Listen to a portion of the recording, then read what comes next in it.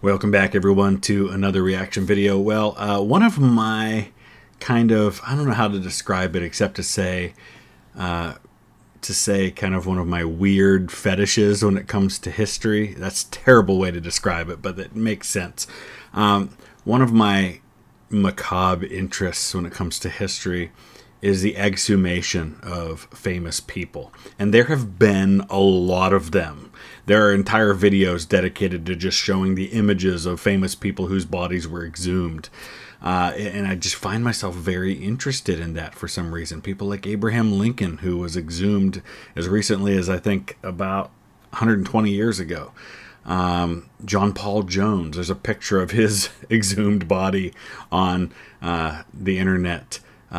Zachary Taylor was exhumed in the past couple of decades to check and see if he was poisoned. And of course, many of the members of royalty in many of the European houses of royalty have been. So with all of that in mind, we're going to actually take a look at one of my favorite historic sites, which is the Tower of London. Because, of course, the Tower of London is closely connected with judicial history in the UK. Including with the execution of a number of members of nobility, even royalty. Specifically, we think of the two queens of Henry VIII, Anne Boleyn and Catherine Howard, who are buried pretty much almost side by side in the Church of St. Peter ad Vincula, which is in the tower. So we're going to talk about that today. This is a video from a channel called History Calling, and it's called Digging Up Anne Boleyn and Others, the Burials in the Chapel of St. Peter ad Vincula. I've been there. My children have an ancestor who is buried in that chapel, Thomas More, though they don't know exactly where. There is a memorial to him there. So we're going to talk a little bit about this. We're going to watch this video, and I'll try to give some historic context, some background, talk a little more about some of the people involved. It's a very unique way of looking at history because a lot of this excavation was done in the last 150 years or so. So I think it'll be interesting. It'll be fun. It'll give us something to talk about. Before we dive into this today, I want to thank Anthony in Stanwood, Washington, for signing up to be a patron just a few weeks ago. Thank you so much for your support. Could not do this without people like you. Let's go ahead and dive into this one. Hi everyone, and welcome back to History Calling, where I bring you new videos every Friday delving into the events of the past.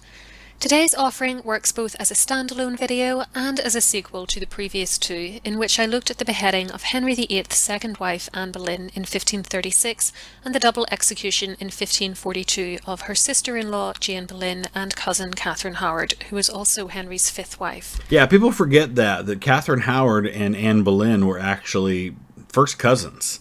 Their parents were siblings, I believe. Catherine Howard, the Howard family, is incredibly important in the history of England, and they tend to have ignominious ends, many of them. And we're going to talk about some of them because some of the members of the Howard family, besides those two, are buried in the chapel of St. Peter in Chains, which is what ad Vincula means. It's not a real big chapel. It's actually pretty small when you walk in there.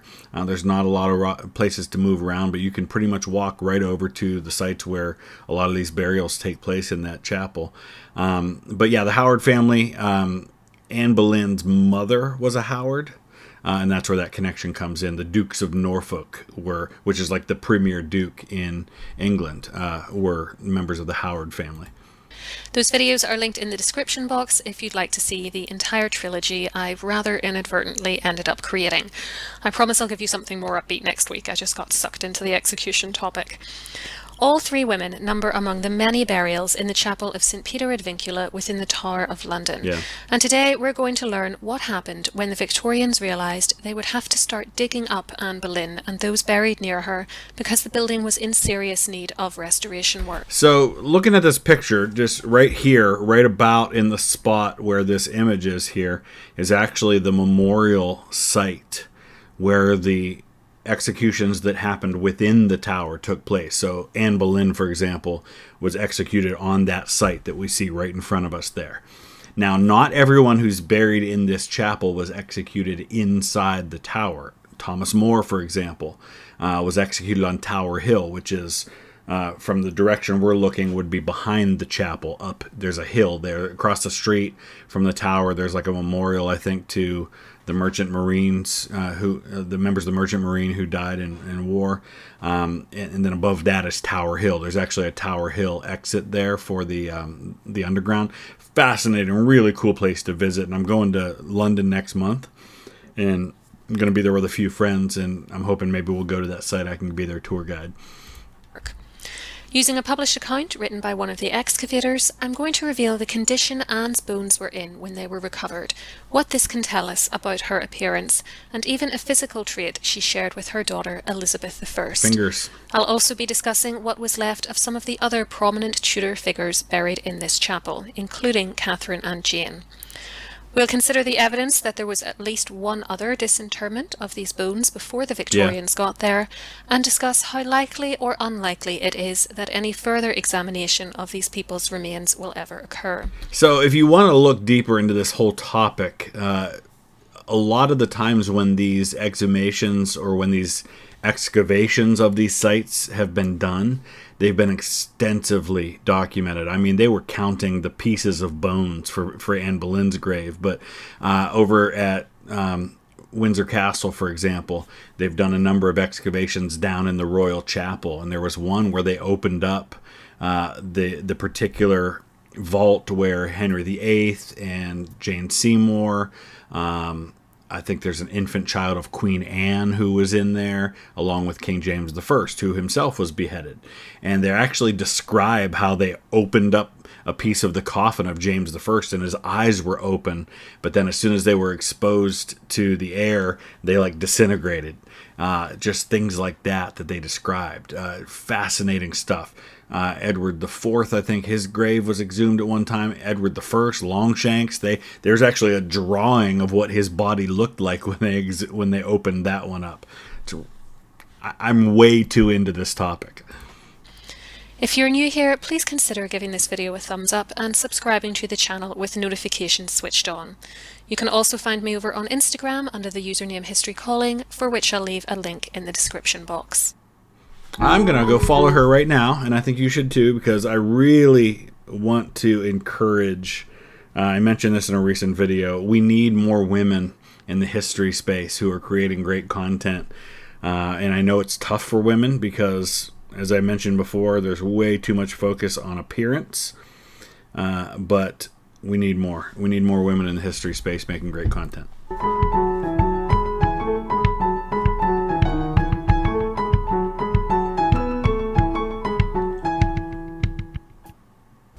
The current chapel of St. Peter ad Vincula dates largely from the reign of Henry VIII, after it was heavily damaged by fire in 1512 and had to be refurbished. By the 1860s, So 1512 would be right at the beginning of Henry VIII's reign, just in the first couple of years, and he's on the throne until January 1547. Unsurprisingly in need of some tender loving care, and in 1876 Queen Victoria approved restoration work being carried out on the building. And this is kind of cool because you see even there in this image, you see the site of the memorial to the executions.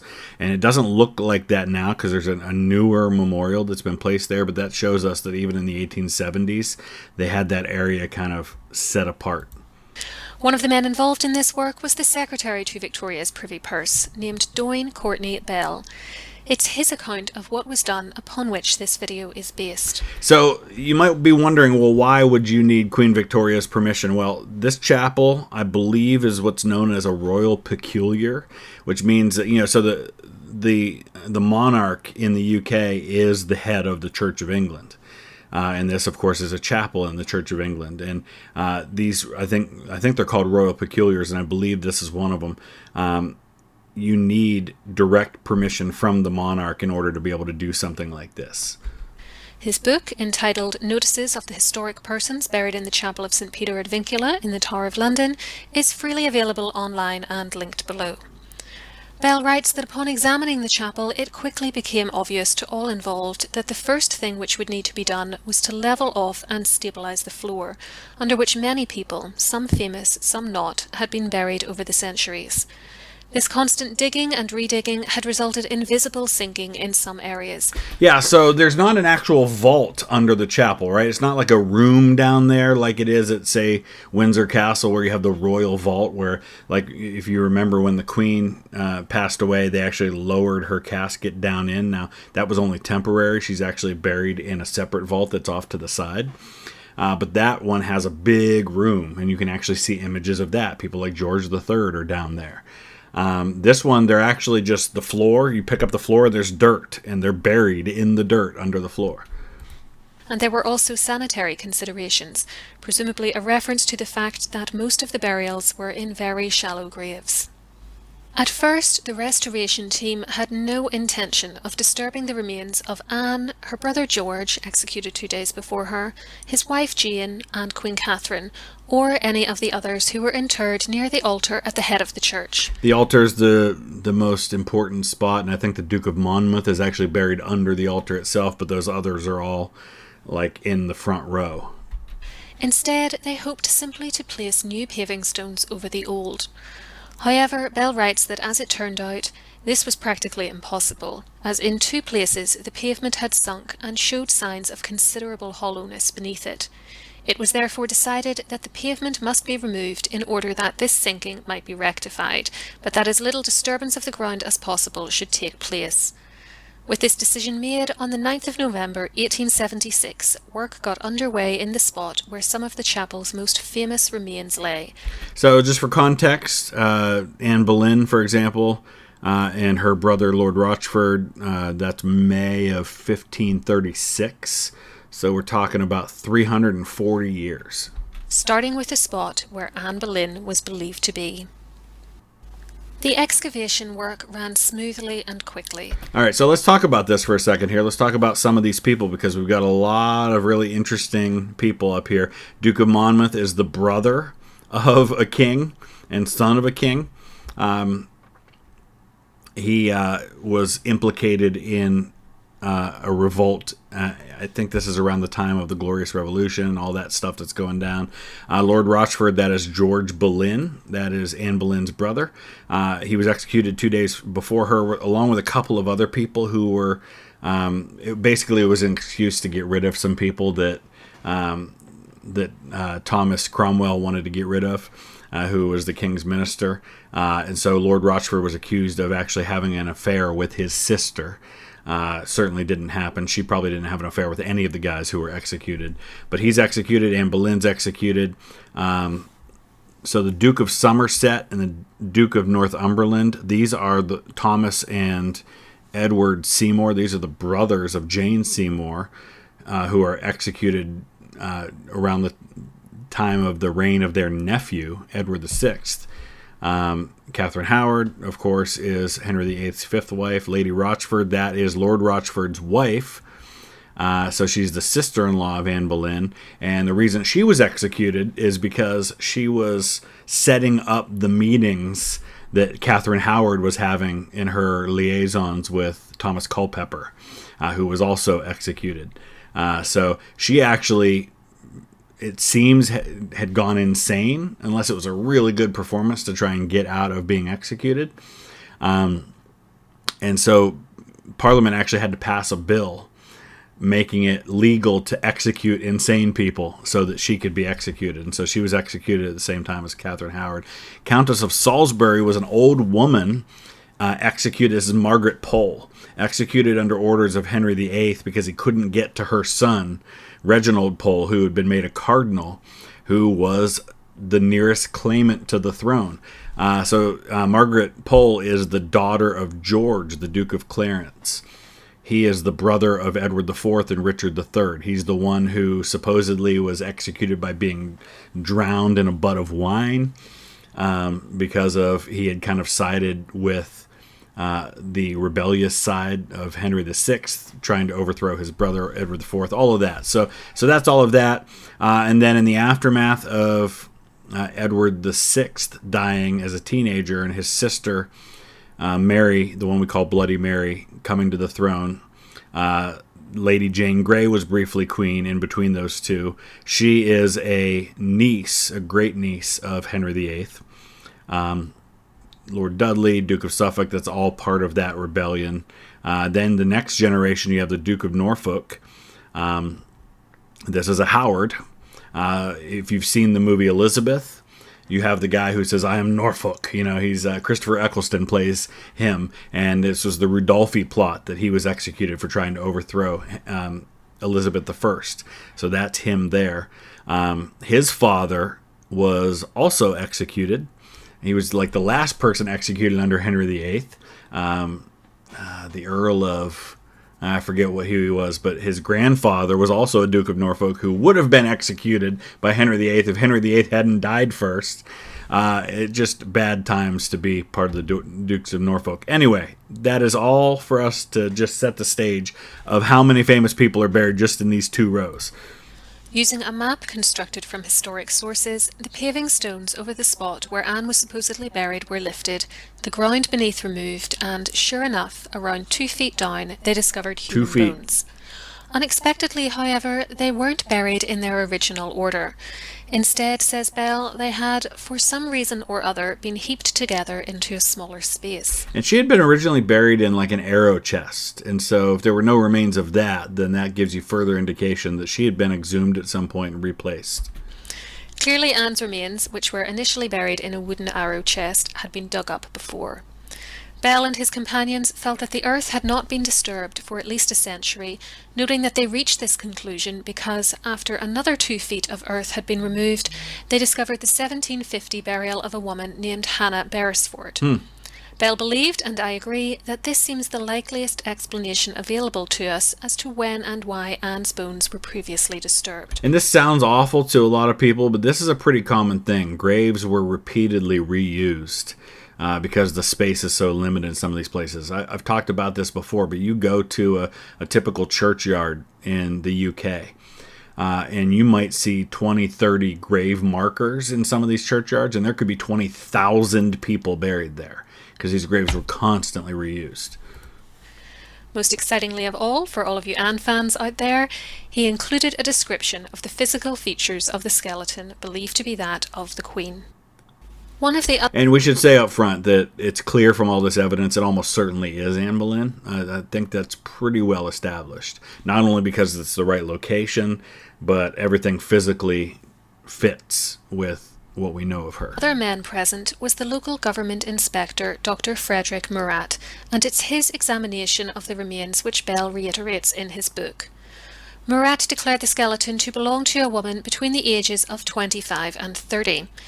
This is a little on the young side for Anne, who was approximately 35, but I think we need to make allowances for the fact that this was a guess made in the 1870s and based on a visual inspection of bones that were 300 years old.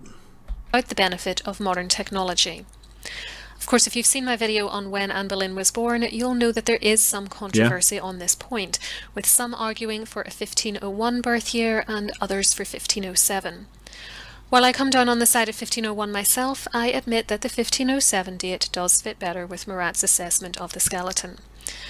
The deceased was of a delicate frame of body, and she had been of slender and perfect proportions. The forehead and lower jaw were small and especially well formed. The vertebrae were particularly small, especially one joint, the atlas, which was that next to the skull. This, writes Bell, bore witness to the Queen's little neck. Something she made a comment about at her execution was that she had just a little neck. And unlike most of these other executions, which were done with an axe on a chopping block, Anne Boleyn was actually upright, like I think on her knees. And they brought in this guy called the headsman of Calais with this massive sword who was supposed to be one of the best. This was like a favor that was done to Anne Boleyn. Women in her situation would originally have been sentenced to burning at the stake, and beheading would have been a commutation of that sentence. And so Henry did do her the favor of making sure that it was done well, because some of these executions were not done well. Thomas Cromwell, for example, was a disaster. So was Mary Queen of Scots. Took a couple of whacks to get her head off.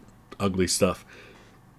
But he actually, because she was kind of nervous and kind of kept looking over in the direction of where he was, this headman actually kind of tricked her, and he yelled something like, "Boy, fetch my sword." And then she kind of like looked in the other direction. She didn't know it was coming, so he could do it when she was a little calmer and not nervous that it was about to happen. A reference to a comment Anne made shortly before her death about how easy it would be for the executioner to take her head off. Elsewhere in the book, Bell reiterates some of these details and gives additional information, saying, "The bones of the head indicate a well-formed, round skull, with an intellectual forehead, straight orbital ridge." I love how they say an intellectual forehead. This is a time in history when there was a lot of belief in things like phrenology, where the shape of your head actually had a lot to do with whether you were intelligent and what characteristics you had. And so that's not a big surprise to hear it described that way. Large eyes, oval face, and rather square, full chin. The remains of the vertebrae and the bones of the lower limbs indicate a well-formed woman of middle height with a short and slender neck. The ribs show depth and roundness of chest. The hand and feet bones indicate delicate and well-shaped hands and feet, with tapering fingers and a narrow foot. Building on these summaries, we then get the best description of exactly which bones survived at that point. It reads, "Frontal bone, tolerably complete, showing a forehead moderate in height and of fair breadth." See, this is what I mean about, like, when they did this, they did it right. They were writing down details after details. Orbits large, superciliary ridge straight. A large portion of the occipital bone in excellent preservation. 2 portions of both upper maxillary bones. Several portions of the parietal bones in good condition. Fragments of both temporal bones much eroded in external plate. Small portions of the ethnoid and sphenoid bones. Lower jaw, 2/3 perfect. The other third on the left side was broken off and not found. 8 teeth remaining in jaw, 4 more teeth found loose, they had just fallen out. All in excellent preservation. 1 molar tooth of left side was slightly decayed. The form of the head appears to have been round and the face of an oval shape, the forehead straight and ample and denoting considerable intelligence. There again, the forehead denotes intelligence. The lower part of the face, judging from the form of the jaw, must have been moderately full with a somewhat square chin. Vertebrae. The atlas, very small, much eroded. 3 dorsal vertebrae, probably the first and third. 3 lumbar vertebrae, very perfect. The other vertebrae are much eroded. Judging from these vertebrae, her height might have been about 5 feet, or 5 feet 3 inches. There's really no way to tell with that small sample size to go with. More. 4 ribs, tolerably perfect, the rest fragmentary in 52 pieces. Collarbone and clavicle, the left side perfect, a small portion of the right clavicle only remaining. 2 fragments of the head of the scapula left side.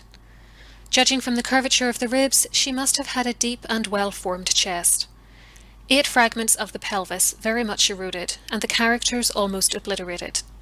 Portions of both legs. The left thigh bone, in tolerably good preservation, though broken off above, is singularly delicate and well-formed. I can't help but just think, as they're talking about all of this, about, it's very clinical in description, but this was a human being. This was a person who lived, and we've heard these descriptions of her from history, of what she was like and from her life, but now we're hearing about her remains. And it's just, I don't know, just to me personally, it's a reminder that that's how we all eventually end up. Several portions of the tibia and fibula of both legs. Patella, kneecap, of left leg, very perfect. Her limbs evidently bore a due proportion to the rest of her body. Portions of the humerus and radius of the right side, the radius remarkably slender. Scaphoid bone of the right foot, and 11 bones of feet, all tarsal and metatarsal bones. 11 finger bones, phalanges. The middle metacarpal bone of the right hand, and last bone of the little finger of left hand, very perfect. These bones showed a slender and delicate formation of the hands. 52 other fragments, very much eroded, and not susceptible of exact identification. There are a few points I'd like to make about these descriptions. First, the use of the phrase an intellectual forehead and the later comment that her forehead denoted considerable intelligence are meaningless. This was part of the pseudoscience of Yep. phrenology, which Yep. was popular in the 19th century when this book Take a drink. I've already mentioned that. was written. It was the theory that you could make judgments. And listen, if you haven't already, if you're new to the channel, there is something that's kind of joked about called the drinking game, the VTH drinking game, and we did a whole video on this a while back if you want to go look up the VTH drinking game. And I mentioned in that, and I'll say it again, I do take this concept of drinking very seriously. I am the grandson of an alcoholic. Alcoholism, actually my great-grandfather took his own life because of his alcoholism, and so I do recognize how serious that is. So when I say take a drink, if that's something for you that's a problem, take a drink of Mountain Dew or sweet tea or something, I don't care. About an individual's intelligence and or personality based on the shape of their skull, but it's total rubbish and has long been debunked. Yeah. Second, I think it's remarkable how well these observations match up with those Yes. made by Anne's contemporaries when describing how she looked in life, and this only helps to confirm for me that these really are her bones. Agree. Based on her skull, she had large eyes, and those who saw her in the 1520s and 30s remarked on how beautiful they were, even calling them her best feature. The oval face and square chin correspond with the only contemporary image we have of her, which is a portrait medal dating to 1534, while the Queen was described as being of middling height for the Tudor era, tallying nicely with the estimated height given here of between 5 feet and 5 feet 3 inches. You'll also note that there's no mention of a sixth finger, though admittedly only 11 finger phalanges were found, and This is one of those things that people like, because one of the accusations that was made against her, Henry said that she bewitched him and put a spell on him, and that was why he gave up Catherine of Aragon to marry her. And when he turned against her, these awful things were said, these accusations were made, none of which were true. There should have been 28. Speaking of her hands, the comments about the tapering and delicate fingers are interesting, as Elizabeth I was noted as having long fingers too. Look at those gloves. A trait she apparently shared with her mother. I do wonder where the rest of Anne's lower jaw and teeth had gone, as teeth are generally very hardy and slow to break down. But it's possible that she lost some in life, although I do think it would have been commented on had she been missing this many, or that whoever disinterred her prior to 1876 took some as gruesome souvenirs. They might have taken some, or they just didn't get everything when she was exhumed the first time and placed on top of the other burial. Dr. Murat. But yeah, it was a pretty common thing for people to take souvenirs. Pieces of other famous exhumations have been kept over time. Believed the bones had been in the ground for north of 300 years, which would fit with the time of Anne's death. However, unless they were buried with artifacts such as coins or a burial plate, I'm not sure that you can tell this without modern carbon dating equipment. If there are any archaeologists or forensic anthropologists listening who can shed some additional light on the question of dating burials, I'd love it if you would share your expertise with us in the... And so one of the other things that if they did do that kind of testing that they would have to take into consideration is her diet. This happened when they were doing the testing on the bones that turned out to be Richard III. Is that the carbon dating and all that stuff showed a particular date, but then they had to adjust it based on the fact that he would have been eating a different diet than the average person at that time because of his royal status. And Anne Boleyn, while not royal for most of her life, did grow up in royal court. Her dad was an ambassador. She grew up in the French court and then spent a lot of time in the English court. So for most of her life, she, and especially being a member of the Howard family, she definitely would have lived a pretty well-to-do lifestyle. Comments section below, as this isn't my particular field. Dr. Murat also felt that the remains all belonged to one person, which I would think can be believed, as in most cases I would imagine that things like leg bones and arm bones will be the same size if they come from the same individual, and Bell's book specifically says that these bones were all perfectly consolidated and symmetrical. Crucially, the team found no other female bones in this area, and so, as well as their physical parameters matching what would be expected of Anne and the bones being found in the expected spot, there was no other contender to be her in the immediate area. In fact, the person nearest her was a large male of around 50 years of age, believed to be Edward VI's disgraced uncle, Edward Seymour, Duke of Somerset, who was executed in 1552 in his early 50s. Bell also points out that as Anne and her brother George were the first burials in the chancel, the graves were in all probability dug to the right or dexter side of the altar, the so-called place of honour. This seems like an accurate assessment to me. If you recall, when the bones of Richard III were Yep. found under a car park back in 2012, they were in a spot which had once been home to Greyfriars Church, and Richard had similarly been placed in a position of honour, in that case beneath the church's choir. And if you go to like William Shakespeare's grave, he's in a similar spot, kind of to the right of the altar would be as you're facing the congregation. So as you're walking into the church, it would be on the left. It would be like the front left side. George Boleyn's bones were not found, however, Bell felt that they might have been just outside the area which the Right. restoration team were working on. To the left. Once Anne's remains had been recovered, they were placed in a box and left with Colonel Milman, who was then the resident governor of the Tower, until the time to reinter them came. 2 days later, the team began to work on another portion of the floor near the altar, this time expecting to find the remains of John Dudley, Duke of Northumberland, who was Lady Jane Grey's father-in-law, Catherine Howard, Jane Boleyn, and Margaret Pole, Countess of Salisbury. Once again, 2 feet down, a skeleton was found, this time a male around 6 feet tall with a large skull and about 50 years of age. There was little doubt that this was the Duke of Northumberland, beheaded in 1553 in his late 40s. Nearby, the remains of 2 women were found close to one another, but in separate piles, and with many bones missing, having evidently been moved to the right of their original position at some point to accommodate the burial of 2 unknown individuals buried near the step of the chancel. Could you imagine? So, like, Anne Boleyn's remains were moved to bury somebody in the 1700s. Could you imagine being the person that nobody knows about, but that was responsible for these really famous people being dug up and moved? One was a lady between 30 and 40 years of age, supposed to be Jane Boleyn, and whose bones indicated someone of rather delicate proportions. So that she's Lady Rochford. The George Boleyn, he was that was his title, was Lord Rochford. Another was a tall lady, much older, supposed to be the Countess of Salisbury, executed in 1541, aged 67. So if you've seen the TV show The Tudors, you see Margaret Pole's story told, and apparently her execution was pretty awful. Again, she was an elderly woman. The only reason she had been executed was because Henry couldn't get to her son. Her son was made a cardinal, which didn't necessarily mean a whole lot if you could get your hands on him, because Henry VIII had a cardinal executed already, Bishop John Fisher, who was made a cardinal. Basically, the Pope made him a cardinal to say, let's see if Henry VIII will dare to execute a prince of the church. Yeah, not a problem. He did it.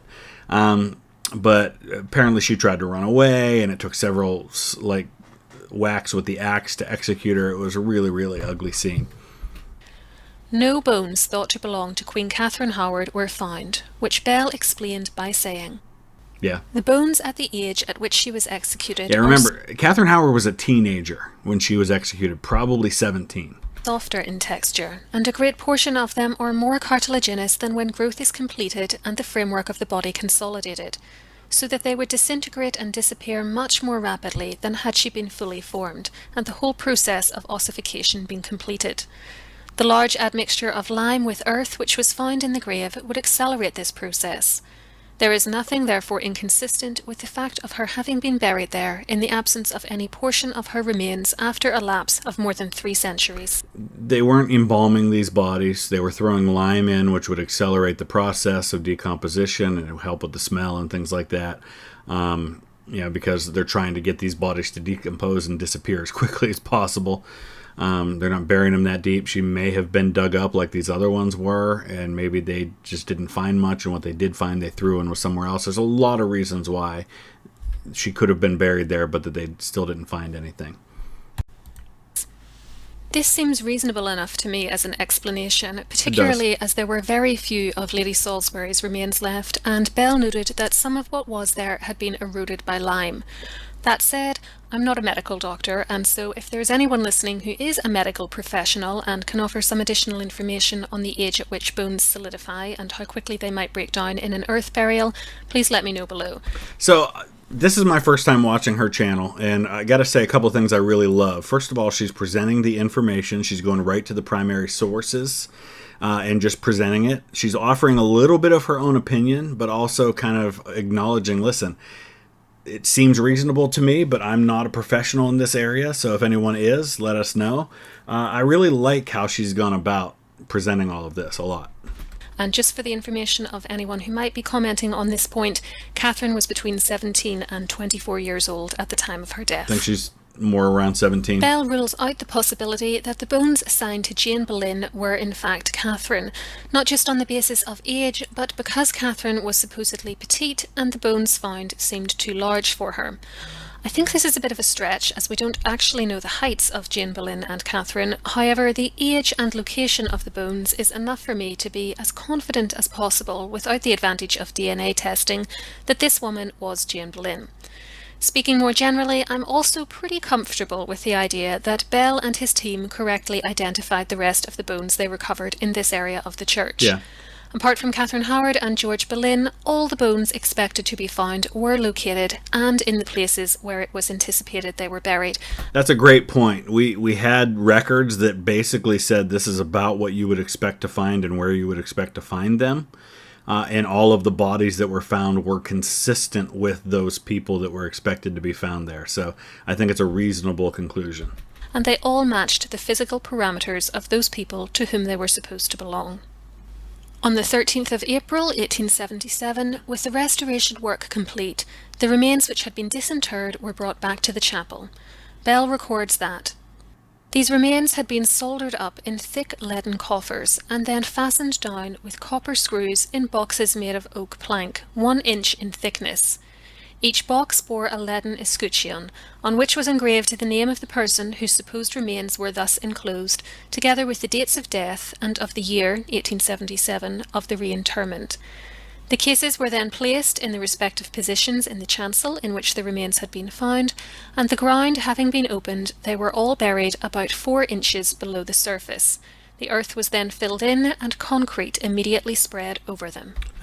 So if you go there today and you stand in those spots, I mean, you're talking like they're just that far below your feet. So could Anne, Jane, and the others be disinterred again? Well, theoretically, yes, though now that they're buried under concrete, it would be harder to get at them. However, it's a moot point really, as the current monarch would have to give permission for this to be done, and this is very unlikely to happen. Right now, what we need King Charles to do is give permission for testing to be done on the bones that are in the chapel in Westminster Abbey that contains the graves of Elizabeth I and Mary I, because those could be the princes in the tower. In fact, that's what they are claimed to be in the urn in which they are contained there. We could know for sure if we did a little testing on them. The modern royal family not wanting to set the precedent of allowing royals to be dug up and studied in case it happens to them. Right.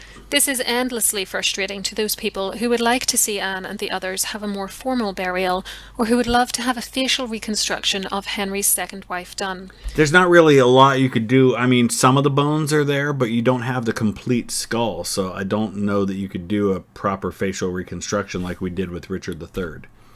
Indeed, a reconstruction would seem to be possible if the skull remains in the condition it was in 1877. Maybe. But it may well have significantly degraded since then. Let's finish up then on a bit of a controversial question, which I'm sure will produce some interesting discussion in the comments. Do you think that the remains of Anne and the other victims of execution buried in the chapel should be disinterred again, potentially examined and reburied, or that they should be left where they are and undisturbed? So my feeling is at this point it seems like there's no real reason, there's no real benefit to moving them unless you're going to disinter them to rebury them somewhere else. Say take Anne Boleyn back to Hever Castle where her family is, something like that. But I think it's most likely they're just going to stay where they are at this point. But let me know your thoughts about all of this. Would you like to see me take a look at more of these kinds of stories? Because there's a lot of them. I mean, like I said, the Henry VIII opening of that vault, that was fascinating. Looking at what's happening in the royal vault in Windsor Castle. Edward the First was exhumed, a lot of other folks over time. It's interesting stuff because it gives us some insight into who these people were. But with that in mind, we're going to wrap this one up. I want to thank Sawyer in Springfield, Missouri, and Darren in Orting, Washington. Thank you for your support on Patreon. If you want to find out more about how you can support the channel on Patreon, the link is in the description. Thanks for watching.